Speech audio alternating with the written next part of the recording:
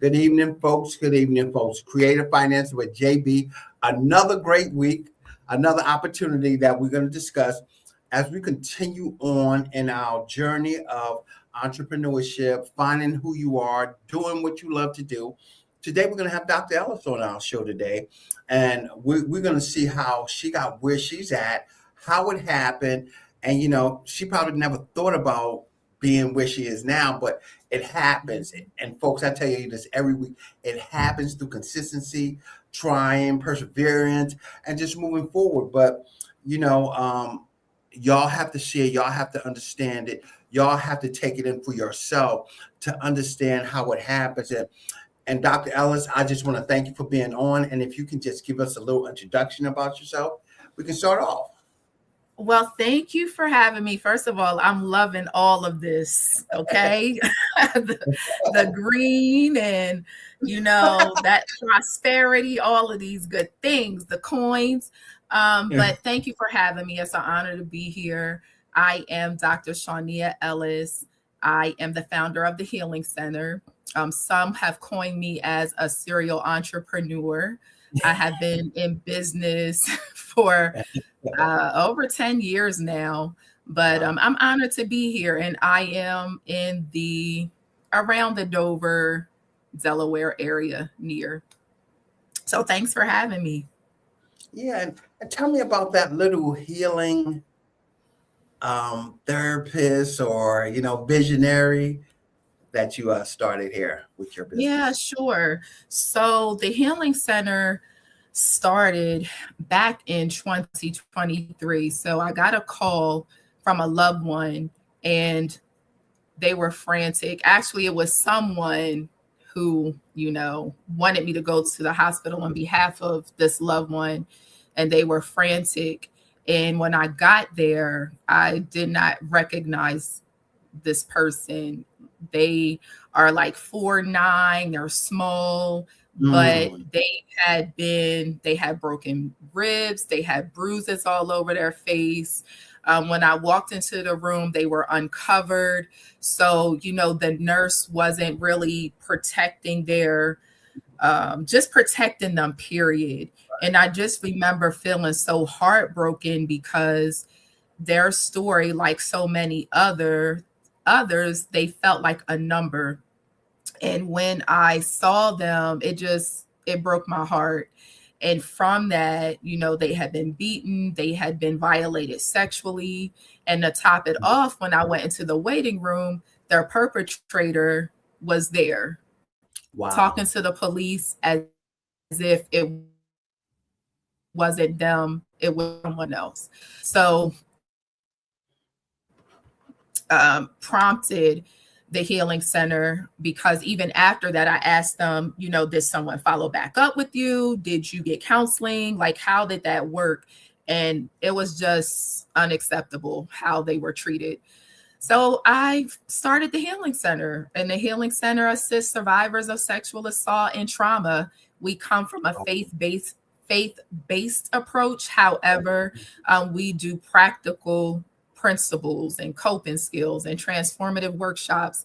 We also have a health and wellness part of our organization where we teach self-defense, where we have an upcoming event. It's a mix of boxing and therapy. Like, who would have ever thought of that, right? So right. We come from a holistic approach. And what I love about us is we're not bound by that traditional model. Like some of our counterparts, they have national models that they have to adhere to, but we can be creative and we can really tailor to the needs of those that are experiencing trauma, and not just sexual assault, but that's our specialty. Wow. I don't know. That's huge in the community because some people have been dealing with it for years. Because we, at some point in time, we was taught to, from a man's perspective, man up. Don't be feeling like that, and you're going through it, but you're going through a series of emotions that you probably can't even control and stuff. And that's great that you're able to get people to talk and to have that dialogue to help them that recovery. And I'm glad you said that about men, because everybody that's tuning in, please stop telling our little brown boys or boys, Right. period, man up. You stop that Mhm. crying, because then us women, we later have to deal with those bottled up emotions. And a lot of, I'm just going to say men as well, that struggle with emotional intelligence and just being able to be vulnerable and share your feelings. But what I love about the Healing Center, we have men that we also assist, and we have a men's director that can give us that men's perspective. So that's a very good point. And just speaking from a man's topic, why do you feel that the men's aspect has to be? We can feel more masculine than we need to be when we're going through something like that. I feel like men, it's not fair, but you're kind of conditioned to be that way, right? Right. Like, hold your feelings in and suck it up. I talk to men that feel like they take on the weight of the family. Hmm. They have to be the strong one. But if I am the counterpart and I am the helpmeet and I am the better half, as they say, Hmm. you Hmm. lean on me and I lean on you. Like, Right. we're covering each other. And in those private moments, it's me and you, boo. What's going on? What the world do to you today? Then Right. you can wipe those tears and go back out into the world and be strong. But if you're just holding that in, you will eventually explode, and that's not good for anyone. So share, and you'll be Yeah. surprised by how many men you help in that. Yeah. Yeah. For it, and I know, and I just known it that I tell men all the time. I like sometime we have to find that crutch that's going to hold us during this time. And guess what? Everybody's not able to handle it, but you got to find that person to handle it, almost like your significant other, somebody that you True. can don't worry about it, to come back and say, yo, Johnny was out there crying in the car. Yo, you think something going on at that? We don't need that person Right. for It's true. um, for it. You need to feel safe. Hmm. And you need to feel like the person that you're sharing with, you can trust them. I say this all the time. Like, if I'm going to be a vault for you, I need you to be a vault for me. So Right. if you find that if you're sharing something simple and that person can't keep it, then that's a good indication that you can't share your personal feelings with them. Right, right, For and sure. sometimes that can be hurtful for men, as well as women, but a man's perspective, because that person that he believed that he had the confidence in sharing that and being vulnerable at that point, that person has just dragged the hurt even further into the ground, and kind of pull their masculinity out. And they said on the flip side, people use that emotion against you.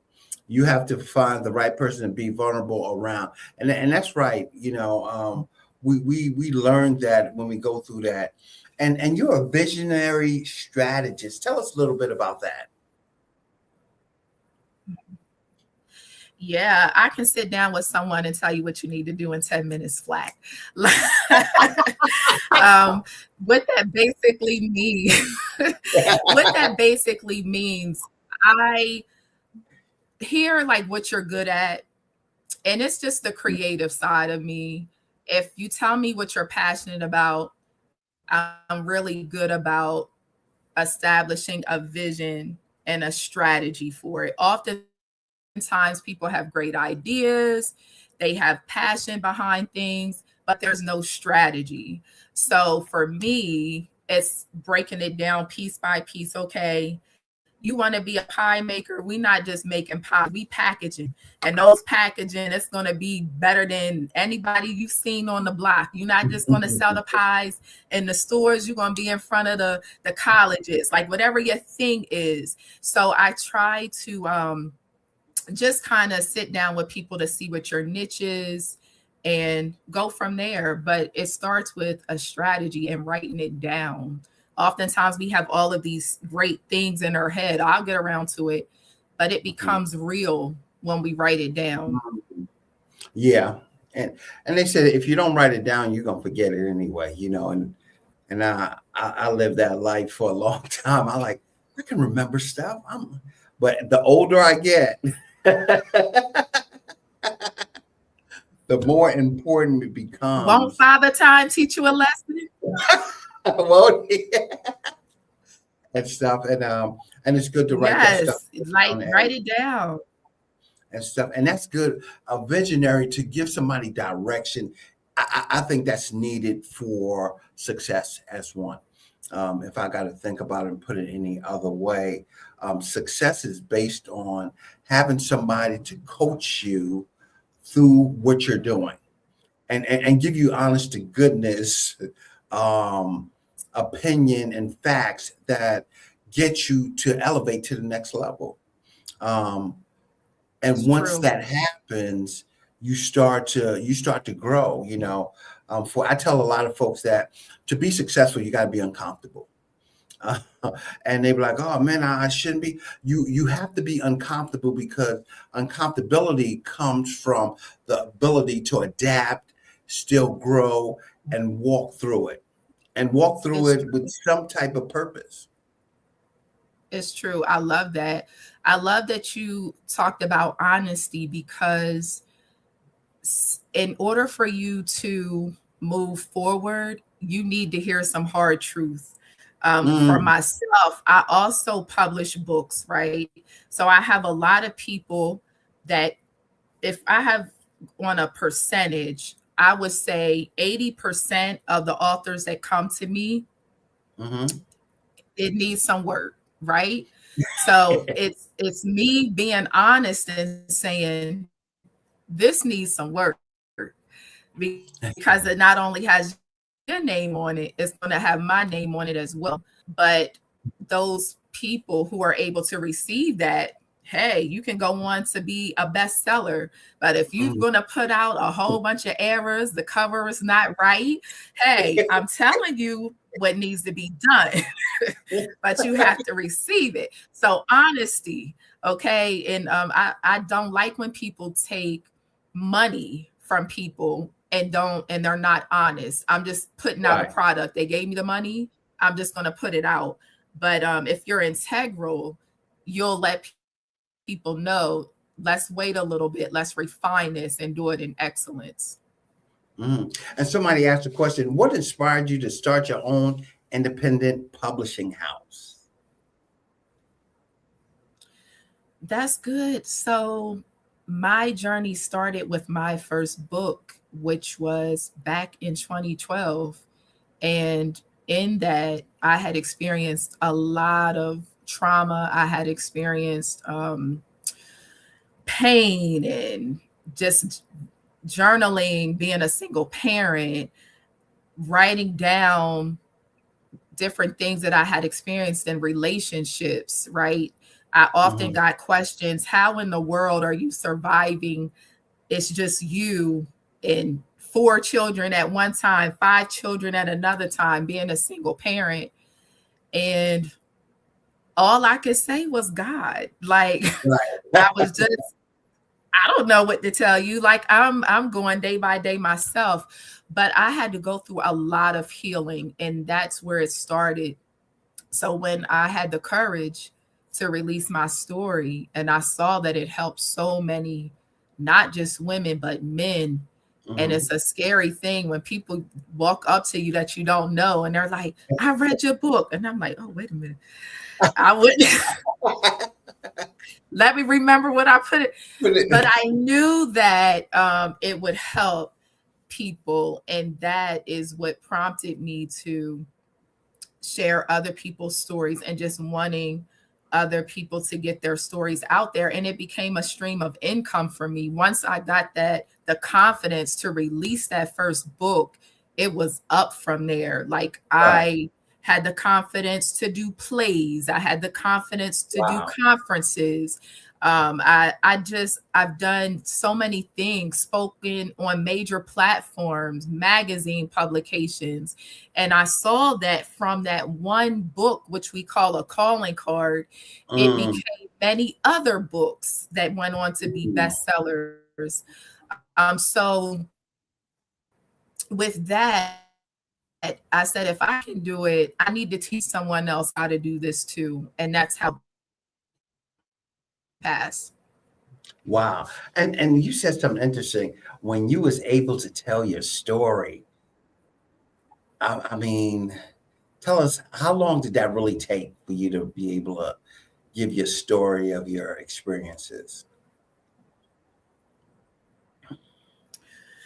Um, I would say a long time. I had to go through my own healing journey. I had to go through therapy. I had to unlearn some things. I had to be confident enough to stand in my story. I had to develop an attitude of I'm an overcomer. I'm not just surviving. I didn't just survive through this situation. I was able to thrive in it, but I didn't Mhm. always have that confidence because a lot of the years I was ashamed of some of the things that I had went through. And to be honest, even when I put my first book out, it caused so much turmoil. Lord, I mean, how they say the truth shall set you free. Well, the Really? truth offends, right? Um, I mean, I could share some stories. Right. However, that taught me a lot, but I would say I was in my early 30s when I really was able to not be ashamed of my story anymore. It was something that's where my power came from. Mm. That's amazing. That Thank is you. amazing.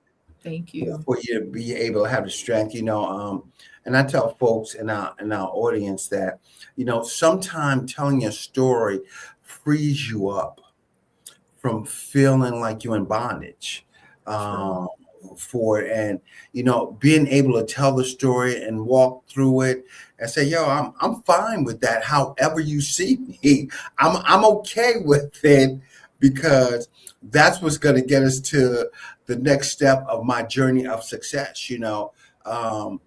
People ask me, say, "Oh man, you talk about your divorce." It's nothing about my ex-wife. It's nothing about comparing her to my present wife. It's all about Johnnie. It's all about Johnnie and the success level that I'm gonna go through and the lessons I learned of doing that. And they say, well, that's an expensive lesson. Well, we go to school for 8, 12 years and we pay a lot of money for that. Right. So it's no different when we pay it in real life in real time. So you have to go ahead and be okay with that and walk through that. And people say, when did you start feeling comfortable? I don't even remember. I just know that I didn't let somebody fixate that in my brain to where I wanted to achieve success. And that's what Right. entrepreneurship is, and building your personal and your professional life is based on building your success and understanding you're going to deal with the critics, and how you deal with the Yeah. critics is going to be so important to who you are or what you are doing or when you are doing. Somebody just asked the question, what was some of the biggest challenges of running an independent press in the current climate? Um, it depends on what is meant by the current climate. I can say for me, I have always latched on to the fact that I'm a kingdom entrepreneur, right? Mhm. So for me, I pray before I do certain things. Do I always get it right? No, because sometimes I know that it's God saying this is what you need to do, but it may not be in the timing in which it needs to be done. But even during the pandemic, my business, people still were writing stories. It didn't slow anything down for me. So I guess it's just I continued to show up. I was consistent. I treated the clients that I had well. And I say my business is 100% referral based. And for Mm. me, I'm like getting everybody in. It never stops. It doesn't slow down. So I can't say that I've had like a slowdown in it. Right. It's it's just been increasing. But I will say one of the things that has helped me, and we're talking finances, I take off that 10%. I tithe, right? Come I on have now. other businesses, so I take a percentage and I sow into those other businesses. And I'm so That's my glad. recipe. Yeah, I'm so glad you said that because I tell a lot of folks, without God and me being in financial, I don't care how much business that I can be thrown at. A lot of it wouldn't be possible if it wasn't for Him. And having that faith based to your business, and folks, I'll say it again, that is the number one key to your business and getting it to True. the next step. Because guess what happens when you get frustrated in your business? You can say a lot of other words besides thank you Jesus for getting me through this, but you have to understand that that is the ultimate thing you have to do and stuff. Am I human? Do I still get upset? Absolutely. But it comes to a point where I got to push away from the computer. I like God. You gotta speak to me because I'm losing who I am, and you are the one to shine right now. And Right. I come back and people say, "Oh man, shoot, you good?" I'm like, "I'm great now." 'Cause, I got that vision, and it's so important, Dr. Ellis. You talk about that faith base, and people say, "How you do what you do?" This ain't nothing but God, because I don't even know what I'm doing. You know what I mean?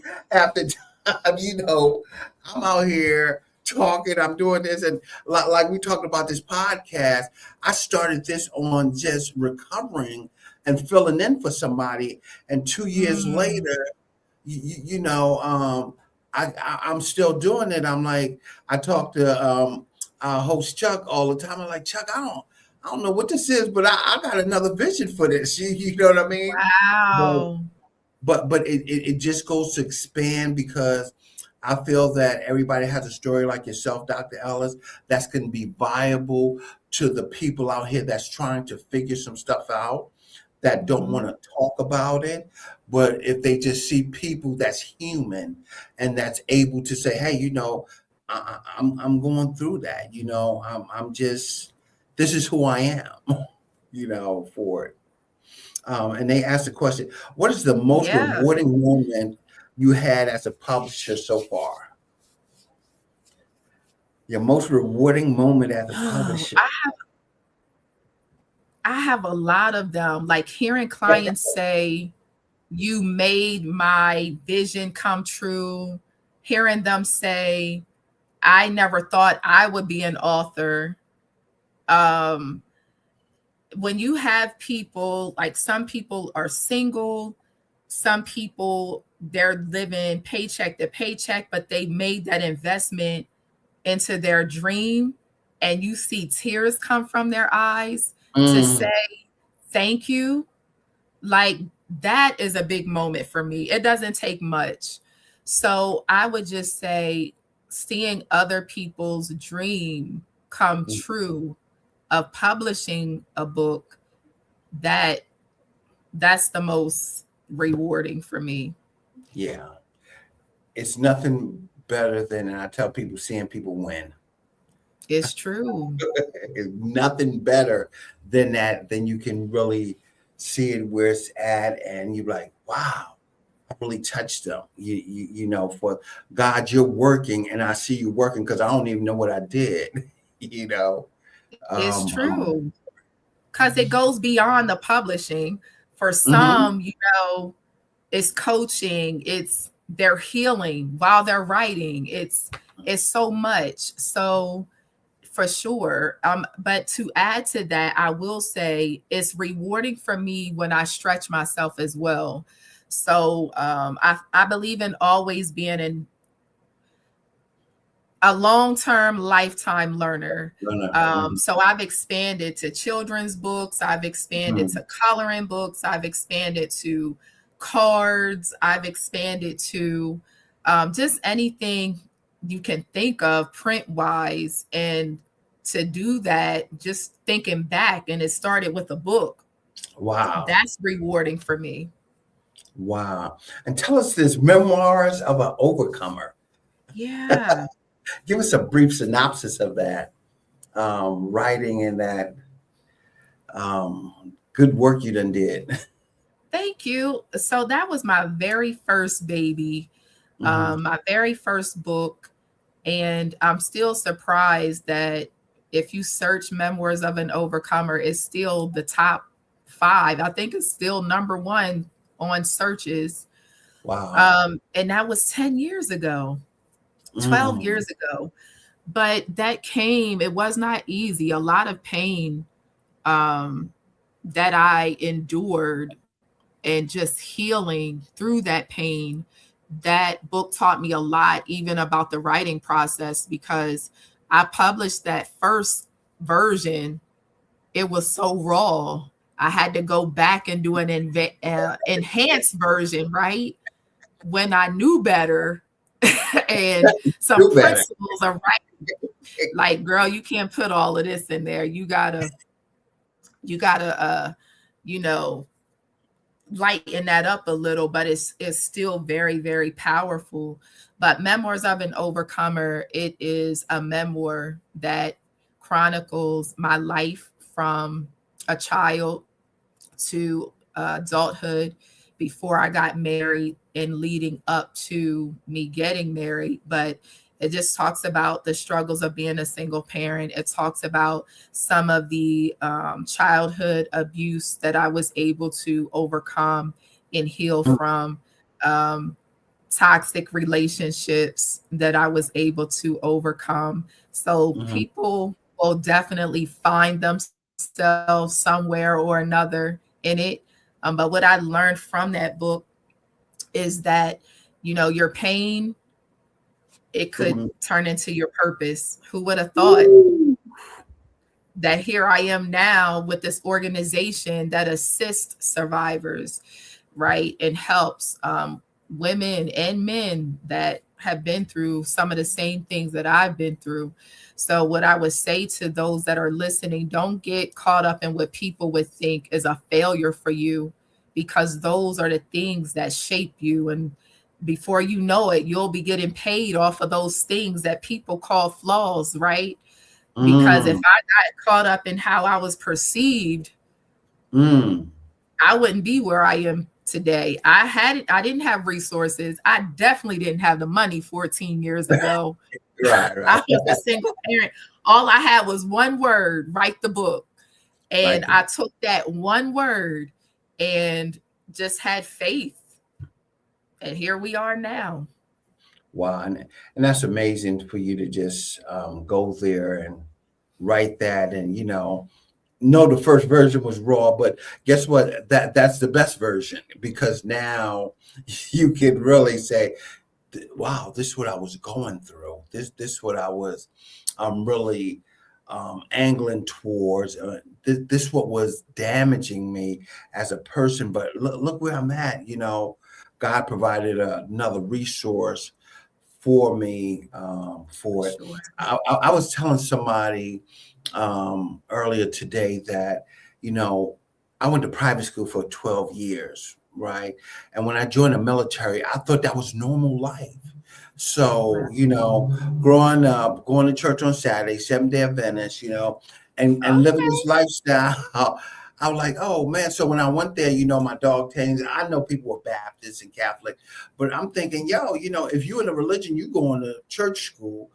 And I think I was one out of 90 people that went through private school.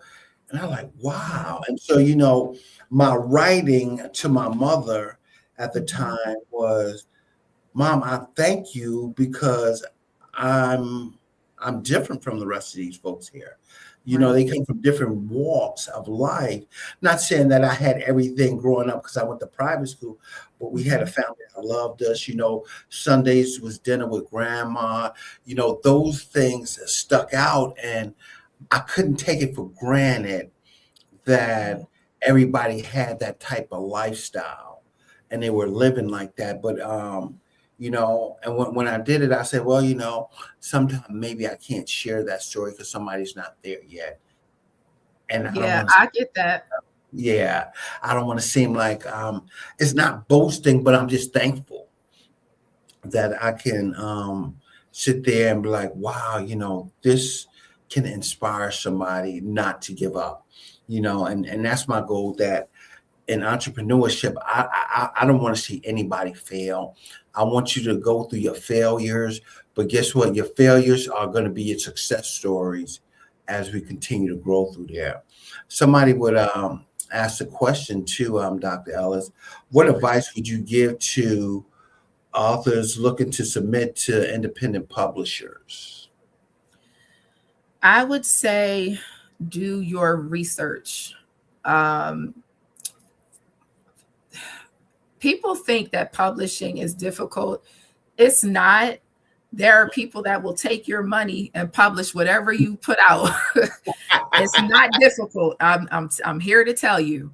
But what I will say is I would find someone that you trust, or um someone that is going to, like we mentioned earlier, tell you the truth about your work. I Mm-hmm. would make sure that you've done your research on what platform you want your book to be on. It's not just Amazon. You have Barnes and Noble. You have different platforms. Some authors, want to start off doing it on Ingram Sparks. It's just so many different things. But I would say be prepared when you come. Know what your budget is. Be Mm-hmm. honest about your budget. If you know that you don't have the price point, say it. Like, we can work with that. For me, I have different packages, and with those packages, I offer payment plans. But if you're coming to me saying, "Oh, I can pay the whole thing," but then I don't hear from you, right? Um, when we could have just resolved this with a down payment And and then, your payment plan. So be honest about your budget. But I would say stand by your work. If it is mhm. something that, whether it be your story or something non-fictional, Mhm. be open to feedback, but stand by what you're passionate about. And that's so true. Understand what you can afford, and be all right with that. And I just want to go backwards a little bit, Mhm. talk about this healing center that we have going through. And I mean, how do you deal with that trauma?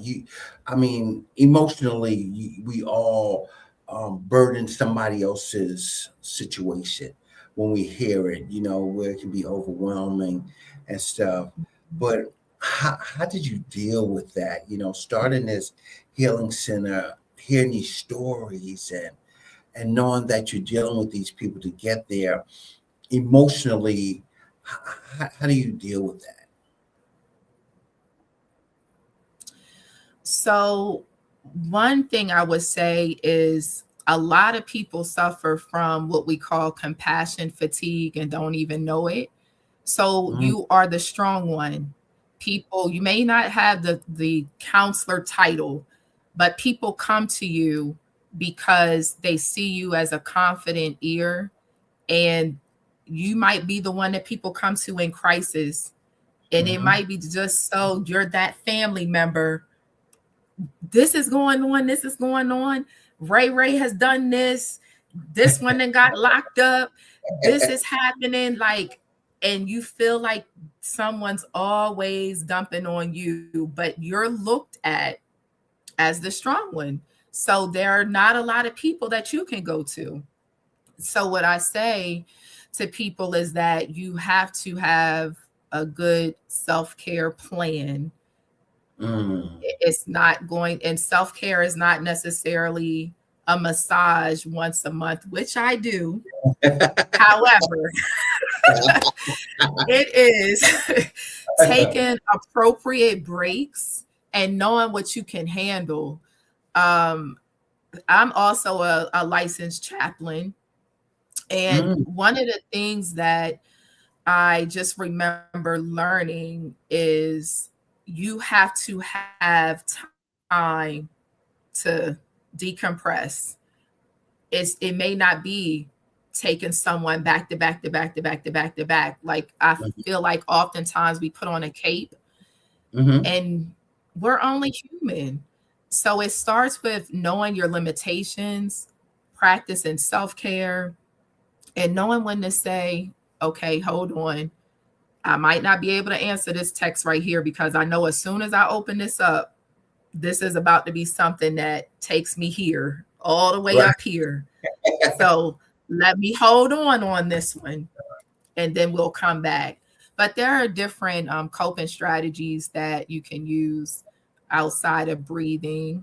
I know, and I don't know if we're going here, but if we are, and I know that I've learned this recently and have been sharing this with clients, but there's something called tapping where you can reset your body. And with that, if you feel like you have high stress, or if you feel like it's like a lot of crisis back to back, you tap. So it's like you're tapping 8 times, which just seems simple, but it helps. And then after the 8 times, you're doing a deep breath 3 times, and you're doing a self-talk. And that might be, I'm safe right now. I can relax right now. I'm good right now. Whatever you need, it might be a scripture, but it helps to something about it that because we are who we are rhythmatically, or however you want to say, we love rhythm. We love to move. It resets our bodies. So that could be a coping skill that's used as well. Well, we got to put that in there. Somebody asked the question, how do you see the landscape of independent publishing change in the next 5 years? You know, I thought about this today. I feel like AI will play a major part of publishing. Even work that I get now, I'm like, this is a lot of this is AI. And some of and not to knock anyone, because some authors use AI to edit their work. They'll use it for like editing or to make it sound better. But then you have individuals that it's completely AI. And if that's your thing, that's fine. But I think sometimes AI can take away from the creative side and the heart of your story. So in the next 5 years, I just see AI playing an even larger role in publishing, I should say in writing.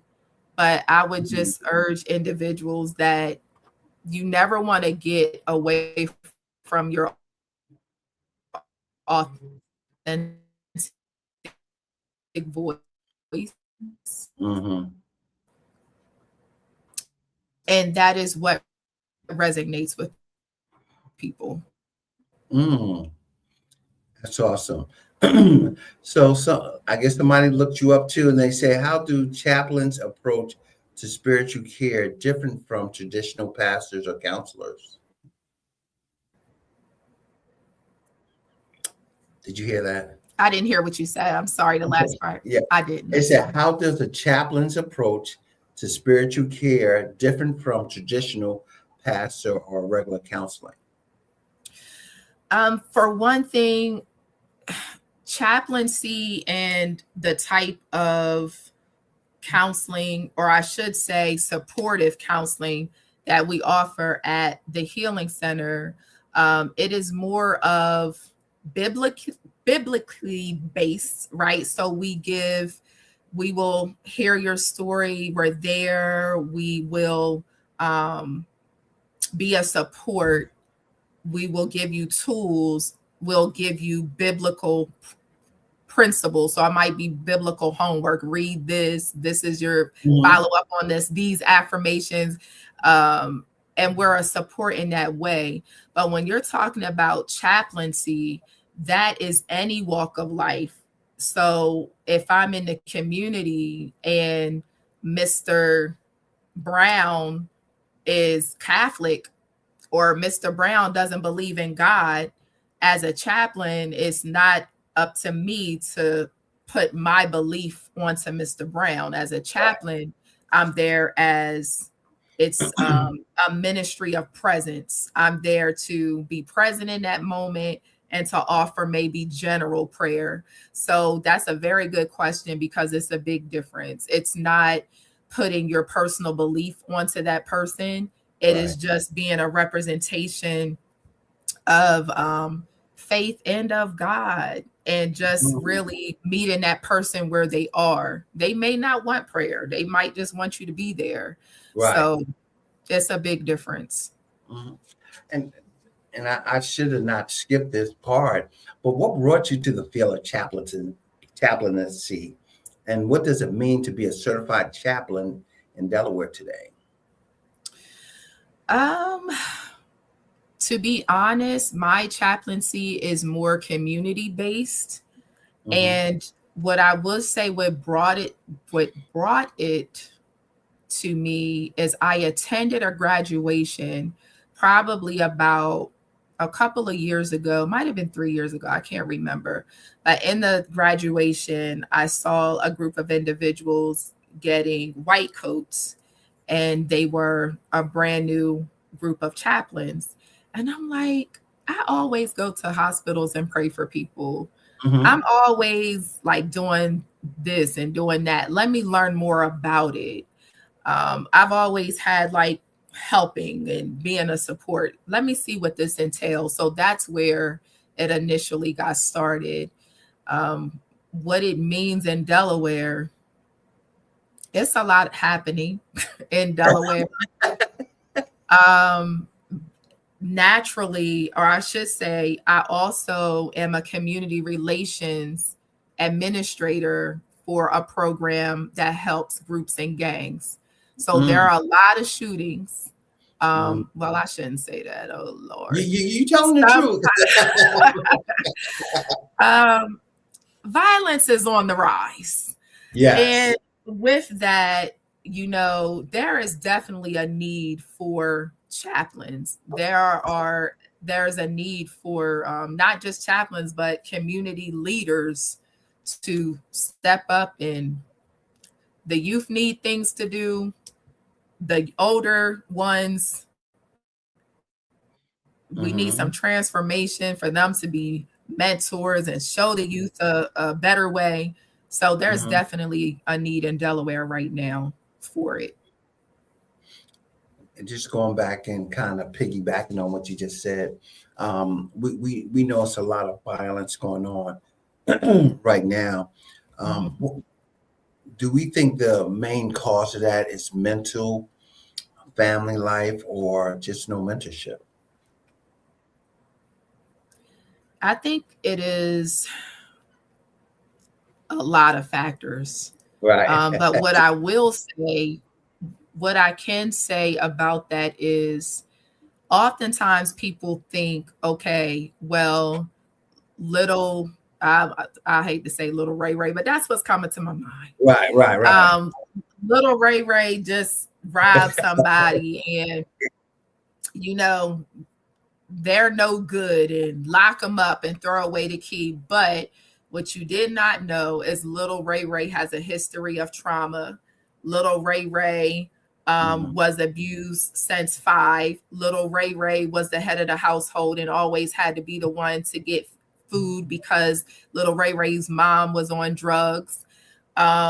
These are things, and these are some stories. I don't want to group everybody into one lump Mhm. because that's not the case. But Right. it's just, I say that to say is more to it for some than what people think. And then there is a lack of activities in this area for youth. There used to be a big presence with Boys and Girls Club. I remember when my children were younger, Boys and Girls Club was free. They could just go there and play Mhm. after school. But there's not a lot of those activities in our area anymore. And when you have nothing but time on your hands, you are connecting with people that may not be the best Mhm. influences to be around, but because they're bro and because they you feel like they're loyal, you connect to that, and it just leads down the wrong road. So sometimes it's just too much time on their Mhm. hands. And It's that, money that factors. yeah, and that's important. Growing up, kids, we was outside a lot playing Yeah, dodgeball, kickball, even baseball. We were very, doing things that kept us energetic and moving. And I know in New York, when the street light came on, we had to come in. right. Maryland too. Yeah. I'm from Maryland. We had to be in the house. Yes. Right. And when that happened, that gave us our understanding of, oh man, that was a good day. But we look forward to the next time and stuff. And or that there it came that your friends can spend a night, maybe or Mhm. something, which Yeah. was so much of community. That's the Mhm. village we had when we was growing up and we were raised. But I think we don't have that village right now, Dr. Ellis. I agree. I think that village that we used to have passed us by, and now we don't have the opportunity to get back to the basics I agree. for what we do. And we started a men's mentoring group for our young guys, and we had our first session Saturday. And what was so important about that session was understanding where they at in their walk, Oh, and yes. understanding where they are in their walk. And I was talking to this young man. He was he couldn't have been older than 12, but Mhm. his idea of a bowling alley was this food is nasty. I Oh, you been here before? He like, I think I have. I'm like, okay. I like, let's make this understanding. We're gonna give him a chance. We're gonna buy some pizza, plain and pepperoni. And you tell me, you take one bite. If you don't like it, that's fine. We'll find something else. And right. so he started eating a pizza, and I didn't say nothing. I didn't watch him, but I noticed he picked up a second slice, and I like, my man, is it all right? You good? I don't want you to get sick. He said, yeah, this is different. He like, maybe I didn't been here before. And so, See? that opened our conversation to second chances. And I told him, I Mhm. like, what? You might have had a bad time with somebody, but I want you to give them a second chance this week. And a second chance don't mean that you're being judgmental, but you're taking the time to understand that person probably had a bad day for when you was dealing with things and it wasn't acceptable to you. So just check it out. That's your goal for this week. He said, I yeah. love that. Yeah. He said, Mr. Johnny, that's Yeah. something I can try. I'm like, just give it a shot. I'm not telling you have to do it with everybody, but I want that to be in your mind, so you can think how you can go through this thing. And I'm excited to hear about how that turned out for it, and kind of village back. Somebody else asked us a question: what is the most rewarding or perhaps most surprising thing someone has taught you in your role as chaplain? Hmm. That's a good question. Mhm. I know it's a The lot. You don't learn most it. rewarding thing, yeah, or surprising thing. Mhm. I would say to keep learning. Mm, Um, One of the things that people need to understand in that field is you must be prayed up and have a mm, relationship. It's not always about what's textbook. Some things are right. discernment. So I think the biggest thing that I've learned is just being led in Mm, every area. You can't assume what works for one person may not work for the next person. It's just you can't assume. So the biggest thing I would say is you have to be, it's not something you can fake. You have to have a relationship and you have to be led of the Lord in that field. hmm. And God's got to lead you, especially when you out there doing ministry, because, you hear so many stories of, It's true.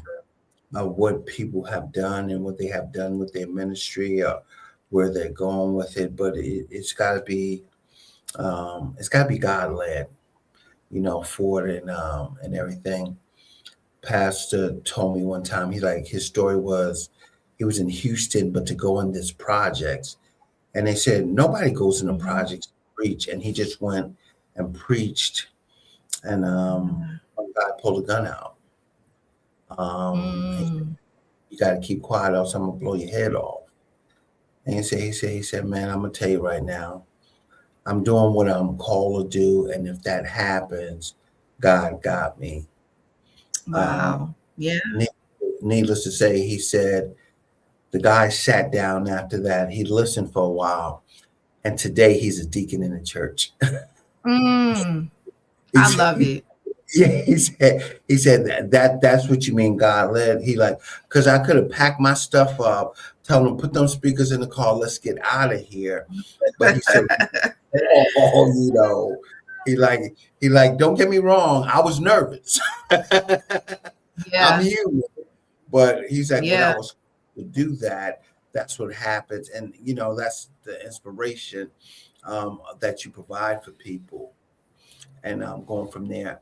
I got this question here. Somebody said, how can you leverage the proposed 10 million in state level funding for new creative projects? Can And you they say said, that again? I'm sorry.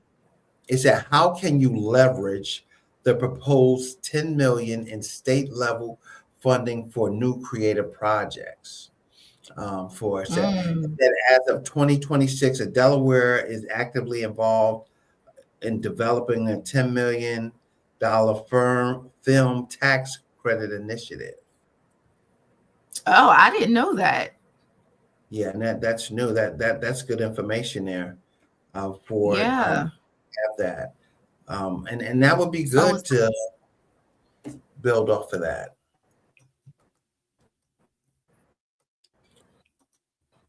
for the yeah, stuff. is so was the question about how do you leverage specifically for Yeah, how do yeah. you leverage it? Yeah, yeah. How do you leverage the proposed 10 million in state level funding for new creative projects? Mm. I'll tell you what, I sure would like to have the opportunity. Uh, what I would say is it's one thing that I know about funding, one thing that I know about business is know your numbers and what you need. So Mm, oftentimes we see this inflated. People say, if I ask someone, how much do you need to get your business off the ground? They could say 2 million. What are you going to do with the 2 look million? at 2 million. So do you know your numbers? Whatever your like I sell books, you better believe, or I sell packages for books. Mhm. You better believe I know my numbers down to how many I need for this month to get to whatever this goal is for this month. So you have to break down your services in a Right. way, or your product or whatever your creative project is, You have to know the numbers for that. And many times as entrepreneurs, especially those just starting out, we have this inflated idea of what is needed. But what I say is, if you cannot operate your dream or your project off of $0, you don't need to have the 2 million because you don't have the passion for it. So I Right. would say start with what your numbers are, and how you can leverage money, period, is investing, Right. if that is allowable. I don't know what the terms of that is. I actually thought you were talking about the small business, the small business for Delaware. They have this grant that is about to drop, but it's Oh, over really? 9,000. I think it's close to 20 million that is supposed to come through. But yeah, I would start with knowing your numbers and getting Hmm. people that will collaborate with you so that you can reduce what you're Yeah. spending. And We Dr. like to Ellis, be siloed. Mhm. absolutely. And we're going to just post your email across just in case somebody want to contact you and reach out to you for it. Because Sure. folks, if y'all have that grant information, or send that, just send that over to Dr. Ellis. Might be something she can use. She has an awesome product here, where she's empowering her community, not only through writing, but mentorships and all those wonderful ideas. And, this might be a tool that she can use to help somebody that's publishing a book, if it can happen. Because I think that the way we start healing, Dr. Ellis, and you can correct me if I'm wrong, is through writing through it, Mhm. writing it out, making it make sense, and then coming with a vision of what you want to do with it for it. Because I can tell you Mhm. that, I that, agree. yeah, for it. And I could say, Dr. Ellis, I'm Uh, hurting, but if I don't have some type of solution of what I want to do with that hurt or what I'm doing about it, I'm wasting time. yeah, and it's the first step is identifying that you're hurting, because some people, they've been in a space that they've been hurting for so long that it's just become a part of who you are, and you're not even operating in your authentic self. It's a representation of you because you've carried pain for so long that you've learned to just live through it. But some survivors will, or not even just survivors, some people, they just go day to day suppressing and won't give voice to it. It's just like, I'm here, I'm not Hmm. worried about that. I don't got time to deal with that. But if you don't take the time to deal with your pain, it will later deal with you. Yeah, So it's going to come out in one way or another. So that's a very good point. yeah, for it. And folks, it's I'm gonna say this: if you're gonna jump into this business of entrepreneurship and you have some healing to do, please reach out, get that handled so you can be able to know what you're walking into. Don't Mhm. feel that you can just walk into it because you have the skill set. It's more to the skill set than performance. It's more about dealing with your mental, because you're going to walk into some mental issues of of not knowing how to handle it in that essence, and then Yeah. you'll go like, what in the world, am I doing here? How did I get in this space? And go I from love there. Yeah, for it and stuff. And Dr. Ellis, you got some closing encouraging words for our audience here that's watching, for, I mean, if they're going into entrepreneurship healing, what do you recommend for them? I would say do not give up. It really takes time to build a business. If I would have went by what I saw, I would have stopped after year 3. And if I'm being honest, I really did not see major profit in my business until year 7 for one of them. And that was learning different things, making mistakes, just being consistent and doing the work. So, and then one of the other things that we get tripped up on, you can't allow life circumstances to make you, well, I don't feel like it. I'm not working the business today. Well, if you are in entrepreneurship, you don't get, unfortunately, we don't get to say that. Like, Right. somebody is trusting you with a product, or somebody is trusting you with a service. So you have to show up. I used to say 3 words: push, activate, execute. So you got to push through your circumstances. You got to activate those gifts, those things, the skills, the ability within you, and then you execute. I don't care what you have to do to get it done. You keep working on it until you see the manifestation of what you are dreaming for. And if I had to leave any final words, that it has to do with healing, which I tell my clients, once you do the work and once you give voice to your pain, there's a quote, and the quote that I love is, "I am not fragile like a flower. I am fragile like a bomb." When you deal with that, your pain, you will be powerful, and there is nothing anybody can do to stop you. That's right. And folks, you heard it. Healing is important right now, for reaching success. I'm thanking Dr. Ellis that she's out here performing this work and putting in that energy, because it's a lot, folks. I mean, it might seem simplified, or, oh man, it's just something she's used to and it happens. It's happening a lot in our society, and we have to contain it to make sure that we are out here performing at the best and looking the best we have at what we have in this business. I thought I was a failure in business because, everybody told me I was supposed to operate a certain way.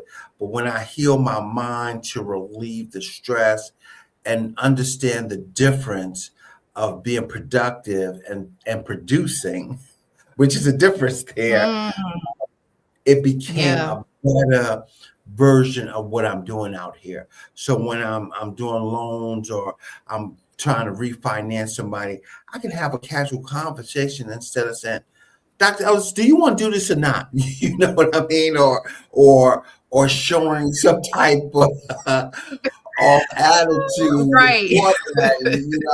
And they're like, "What is the matter with this guy here?" I'm Oh, like, "No, Lord. I'm here. Do you want to do it now or no?"